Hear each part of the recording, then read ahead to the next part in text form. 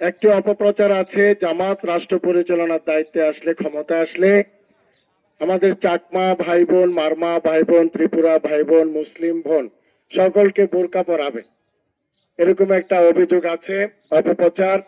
আসলে এটা জামাত ইসলামের কোনো দায়িত্ব না। আপনারা আজকে যেভাবে মিছিলে আসতে পেরেছেন, বাজার করতে পারেন, হাটে বাজারে যেতে পারেন, চাকরি করতে পারেন, এভাবে আপনারা আপনাদের জীবন অতিবাহিত করতে পারবেন।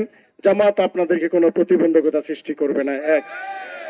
দ্বিতীয়ত হলো, আমাদের বন্ধু সংগঠনের ভাইরা অপপ্রচার চালায়, জামাত ক্ষমতা আসলে এই অঞ্চলের যারা বৌদ্ধ ধর্মের অনুসারী আছে, হিন্দু ধর্মের, তারা মন্দিরে যে পূজা করতে পারবে না।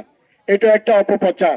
বরং জামাতে ইসলামী রাষ্ট্র পরিচালনার দায়িত্ব পেলে খাগড়াছড়িতে যদি আপনারা আমাকে এমপি নির্বাচিত করেন, আমরা মন্দির নির্মাণ করে দিব এবং গির্জা নির্মাণ করে দিব।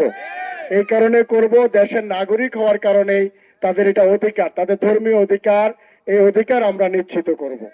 এবং বাংলাদেশ জামাত ইসলামী 11 দল জোট যদি আগামী দিনে রাষ্ট্র পরিচালনার দায়িত্ব পায়, সকল ব্যবসায়ীরা জামাতের কাছে নিরাপদ থাকবে।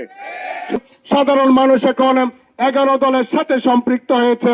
সবচেয়ে জনপ্রিয় প্রতীক হয়েছে বাংলাদেশে এখন দাঁড়িপাল্লার প্রতীক।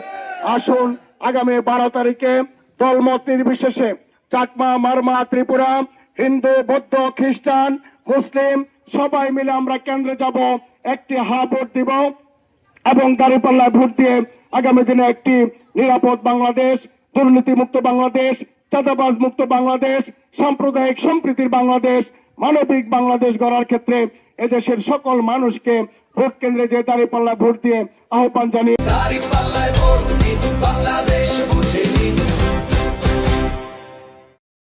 আগে খাগড়াছড়ি জেলায় নারী শিশু নির্যাতন ও নারী পুরুষ গণহত্যা, ঘরবাড়ি ও দোকানপাট আগুনে পুড়িয়ে ছাই হয়ে গিয়েছিল। এই সমস্ত দুর্ঘটনা থেকে রেহাই পাওয়ার জন্য আমি একজন কারারক্ষী অবসরপ্রাপ্ত হয়ে জামায়াতে ইসলামের সংগঠনে যোগদান করেছি। প্রিয় দেশবাসী, আমরা অশান্তি চাই না, আমরা শান্তি চাই। হলে আমাদের সামনে একটি মাত্র রাস্তা খোলা আছে, সেটি হচ্ছে দাঁড়িপাল্লা মার্কায় ভোট দিয়ে।